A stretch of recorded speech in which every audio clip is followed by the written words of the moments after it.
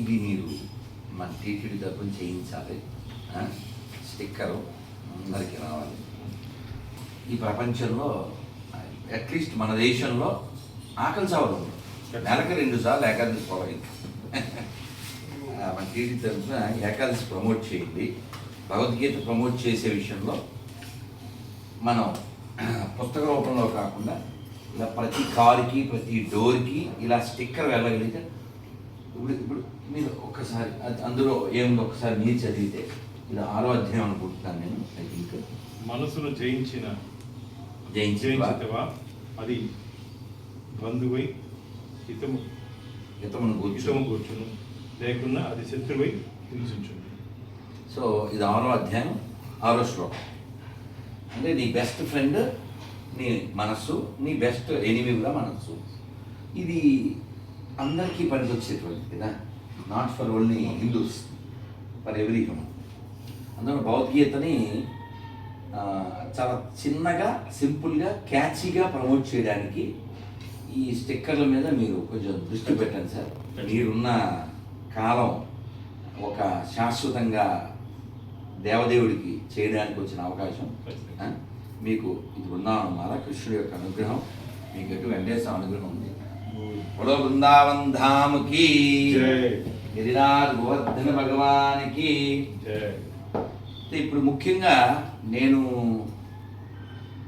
భానుప్రకాష్ రెడ్డి గారిని కలవడానికి కారణం భగవద్గీత విషయంలో టీటీడీ చైర్మన్ బిఆర్ నాయుడు గారు చాలా కటువుగా మాట్లాడిన మాటలు విని చాలా హర్ట్ అయ్యాను.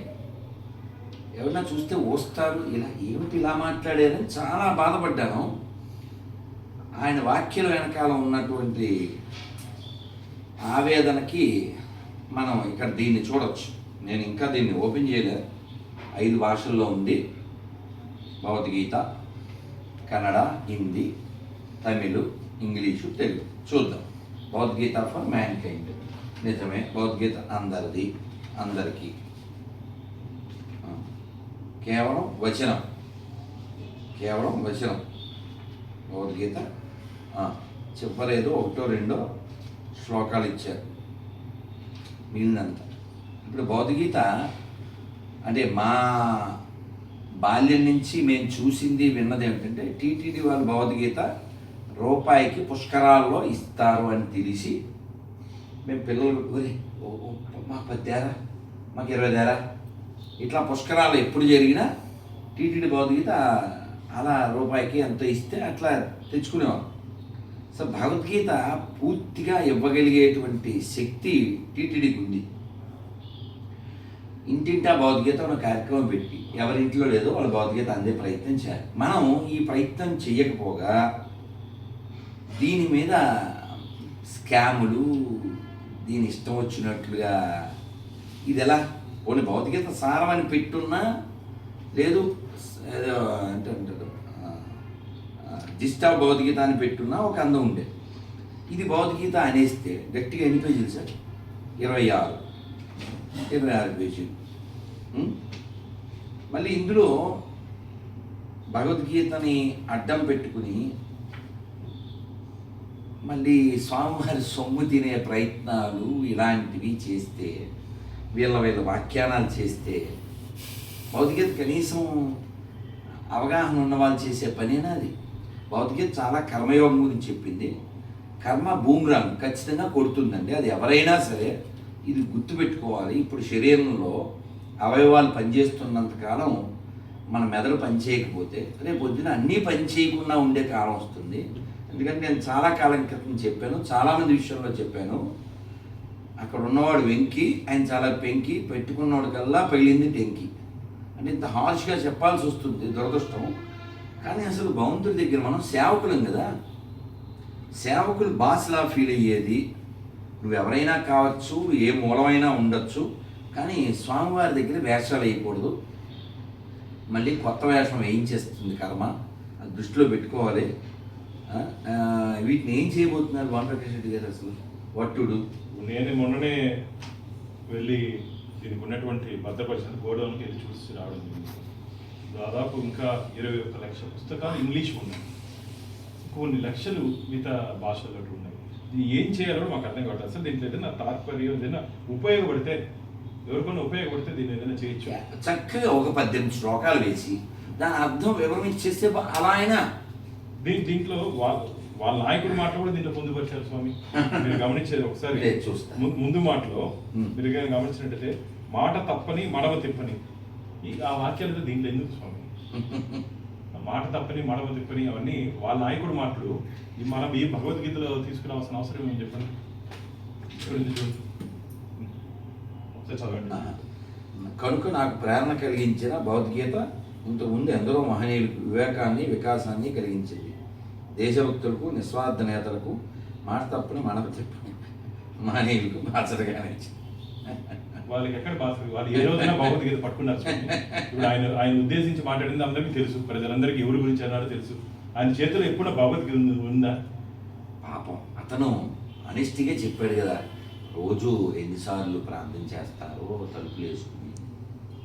వాట్ దే క్యారీ మనకి తెలుసు. కరెక్టే, వాట్ దే క్యారీ అంటున్నారు. మీ నాయకుడి దగ్గర దీన్ని క్యారీ చేయొచ్చు అంటున్నా. మీ నాయకుడి దగ్గర భగవద్గీత క్యారీ చేయొచ్చు అని చెప్తున్నా. అది సంతోషం, మేము సంతోషపడతాం. ఈ భగవద్గీత కాదు, మాకు కావాల్సింది ఈ భగవద్గీత. నేను చూపిస్తాను సార్. ఇప్పుడు మేము తిరుపతి దేవస్థానాలు ఇది ఒక్కసారి చూడండి. కొత్తది ఇలా దీన్ని ఒకసారి చూడండి. అసలు పోలిక ఎక్కడ ఉంటుంది? పూర్వం ఇది ఈ షేప్లో ఎలా ఉండేది, ఎల్లో కలర్, కరెక్ట్? పోనీ, వెరీ గుడ్, అద్భుతం. స్ట్రాంగ్గా ఉంది, నీట్గా. ప్రతి శ్లోకం అర్థం. శ్లోకం పరమ మనుష్యానాం సహస్రేషు కశ్చిత్ యతతి సిద్ధయే యతతామపి సిద్ధానాం కశ్చిన్ మాం వేత్తి తత్వతః. ఎన్నో వేల మందిలో ఏ ఒక్కడో యోగసిద్ధి కోసం ప్రయత్నిస్తాడు. అలా ప్రయత్నించి సాధకులైన వాళ్ళలో కూడా నన్ను తెలుసుకున్నవాడు ఏ ఒక్కడో ఉంటాడు. అద్భుతం. ఇలా పూర్తిగా ఉంటే అహం వైశ్వానరో భూత్వా ప్రాణినాం దేహమాశ్రితః ప్రాణాపాన సమాయుక్త పచామ్యన్నం చతుర్విధం. వైశ్వానరుడనే జటాగ్ని రూపంలో సకల ప్రాణుల శరీరాల్లోనూ ఉండి ప్రాణాపాన వాయువులతో కలిసి 4 రకాల ఆహారాన్ని జీర్ణం చేస్తున్నా. ఇలా ప్రతి శ్లోకానికి అర్థంతో ఉంటే భగవద్గీతను చదివి దాని పరమార్థాన్ని పొందడానికి అవకాశం ఉంటుంది. ఆల్రెడీ ఈ ఫామ్లో పూర్వం నుంచి ఉన్నదే, దాన్ని రీప్రింట్ చేస్తే సరిపోతుంది. అంతే. ఈ స్టంట్ ఎందుకు? అదే స్వామి, అసలు ఇది ఎందుకు స్వామి? దీనికి దాదాపు 50 లక్షల పుస్తకాలు పంపించారు. ఎన్ని ఖర్చు ఎంతో? పుస్తకానికి 100 రూపాయలు. పుస్తకానికి 100 రూపాయలు ఎస్టిమేషన్. కానీ భగవంతుడి విషయంలో అందరూ గుర్తుపెట్టుకోవాల్సింది ఏమిటంటే, ఎన్నో వేల సంవత్సరాల నుంచి మనకి వెంకటాచల మహత్యంలో కూడా ఉంది. రామచంద్రమూర్తి తండ్రి దశరథ మహారాజు కూడా ఈ వెంకటాచలాన్ని దర్శించారు. మా గురువుగారిని అడిగాం, కానీ ఇది కలియుగం కదా, త్రేతాయుగం, అది ఎలా వచ్చింది, ఆయన ఎలా వచ్చారు అంటే, మన యుగాలు 4 అవి రిపీట్ అవుతూ ఉంటాయి. అందుకే అన్నమయ్య అంటాడు, పూర్వపుటంజనాద్రి పొడవాటి కొండ కట్టెదురా వైకుంఠము కానాచైన కొండ తెటలాయ మహిమలే తిరుమల కొండ తిరుమల కొండ. కాబట్టి అంత ప్రాచీనమైనటువంటి వెంకటేశ్వర స్వామి కొండలు, స్వామివారు కాలంలో ఎందరో వచ్చి వెళ్ళిపోయారు. వీళ్ళు మాత్రం ఉంటారు, ఆయనే ఉంటాడు. అది గ్రహించాలి. కానీ ఇంద్రియాల యొక్క ప్రభావం, మనస్సు యొక్క ప్రభావం చేత వారు గ్రహించలేకపోతే, ఆయన అనుగ్రహం పొందకపోతే ఆగ్రహాన్ని పొందుతారు, కొత్త శరీరం పొందుతారు. వినాశకాలే విపరీతం. ఖచ్చితంగా. కాబట్టి ఎవరు తప్పు చేశారో వాళ్ళని ఇతరులు ఎరుగకుండా ఈశ్వరుడు ఎరుగుడా అని చెప్పారు. ఆయనకి తెలీదు లోపల ఉండేవాడు. లోకంలో ఉండేవాళ్ళు, లోకల్గా ఉండేవాళ్ళు నువ్వెవరో నువ్వేమిటో కనిపెట్టలేకపోవచ్చు. కానీ లోపల ఉన్నవాడికి తెలీదా? అంతర్బహిష్ట సర్వం వ్యాప్య నారాయణ స్థిత.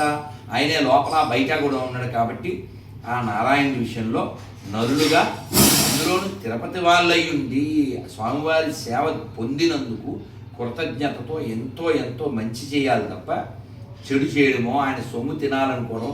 అది కాకుండా బాగా గుర్తుపెట్టుకోండి, అందరూ తిరుపతి దేవస్థానంలో పనిచేసే వాళ్ళు కావచ్చు, అందులో మెంబర్స్ కావచ్చు, ఎవరైనప్పటికీ కూడా మనం సేవకులం అనే విషయం గుర్తుపెట్టుకోండి. స్వామివారి సొమ్ము విషయంలో ఒక ముఖ్య సూచన ఏమిటంటే, భక్తులు తమ పాపాలని, తమ కర్మల్ని వదిలించుకోవడానికి వారి కష్టార్జితాన్ని హుండీలో వేస్తారు. కాబట్టి వాళ్ళ కర్మని భగవంతుడు తీయగలడు. మనమే కర్మబద్ధులమై ఉండి ఆ సొమ్ము తిని ఏదో పొందుదాం అనుకుంటే అనవసరంగా కుటుంబాలు వంశాలు నాశనం అయిపోతాయి. మనం చూస్తున్నాం, వంశాలు నిర్వంశాలు అయిపోతాయి. ఇది జాగ్రత్తగా గుర్తుపెట్టుకోండి. పార్టీ అనేది పుడుతుంది పోతుంది. మన ఇల్లు లేదా మన కారు, మన వ్యవహారం ఇవన్నీ కూడా తాత్కాలికం. భగవంతుడు ఒక్కడే శాశ్వతం. ఇది గుర్తుపెట్టుకోండి. ఒక విదేశీ మతం కోసమో లేదు స్వార్థం స్వలాభం లేదా అహంతోనో స్వామివారితో పిచ్చి వేషాలు వేయొద్దని అందరికీ చెప్తున్నాను. ఒకరు ఇద్దరు కాదండి, అందరూ గుర్తుపెట్టుకోండి. మనం భూమి మీద గెస్ట్గా వచ్చాం. ది బెస్ట్ ఏంటో చేసి ఈ శరీరం డస్ట్లో కలిసిపోతే మనం పుట్టిన దానికి సార్థకత. అది శ్రీవారు అందరికీ కలగజేస్తారని, అందరికీ ఆ సద్బుద్ధి ప్రసాదించాలని కోరుకుంటున్నాను. ఈ విషయంలో ఇది ఖేదం కలిగించిన, ఇది మోదం కలిగించింది, అందరికీ ఆమోదయోగ్యం. మీరు దీన్ని బాగా పంచాలి. అలాగే స్టిక్కర్ రూపంలో అన్ని చోట్లకి చక్కగా ఓ పక్కన వెంకటేశ్వర స్వామి, ఓ పక్కన కృష్ణుడు అర్జునుడు ఉన్నటువంటిది పిక్చర్ వేసి తిరుపతి దేవస్థానం పైన వచ్చేటట్టు చేసి చక్కగా మధ్యలో శ్లోకం చిన్నగా ఉండి భావం పెద్దగా ఉంటే ఎప్పుడో ఎక్కడో ఎవరో వాళ్ళ హృదయాల్లో ఏదో బాధ ఉన్నవాళ్ళు కారు వెనకాలో డోర్ మీదో ఆ వాక్యం చూసి వాళ్ళు ఆగుతారు. రజనీకాంత్ సూసైడ్ చేసుకుందామనే మూడ్లో ఉన్నప్పుడు ఎవరో ఫ్రెండ్ దగ్గరికి వెళ్తే పెయింటర్ దగ్గరికి ఆయన బొమ్మ గీస్తున్నాడంట, రాఘవేంద్ర స్వామి పిక్చర్. చచ్చిపోదాము అని అనుకుని లాస్ట్గా ఇతను కలవడానికి వచ్చి నేను ఉన్నాను కదా ఎందుకు అన్నట్టు అనిపించిందంట. మన తనిఖీల బారిని ఆయన చెప్తున్నారు. సో కాబట్టి ఒక పిక్చరు ఇంత ఒక ప్రపంచాన్ని సృష్టించిన వ్యక్తిని నిలబెట్టింది కదా. భగవద్గీత ఎవరినైనా నిలబెడుతుంది. కాబట్టి ఈ భగవద్గీత అందరికీ అందేలాగా చక్కగా మీరు ఎన్ని రూపాల్లో కుదిరితే అన్ని రూపాల్లో, అలాగే తిరుపతిలో కూడా అన్ని చోట్ల భగవద్గీతని స్టాండర్డ్గా ఐరన్ షీట్స్ మీద ఉండేలా మీ కాలంలో చేసి అదొక శాశ్వతమైనటువంటి స్వామివారి కైంకర్యంగా మీరు నిలిచిపోవాలని కోరుకుంటున్నాను. నమో వెంకటేశ్వర గోవిందా. మేము తీసుకెళ్ళి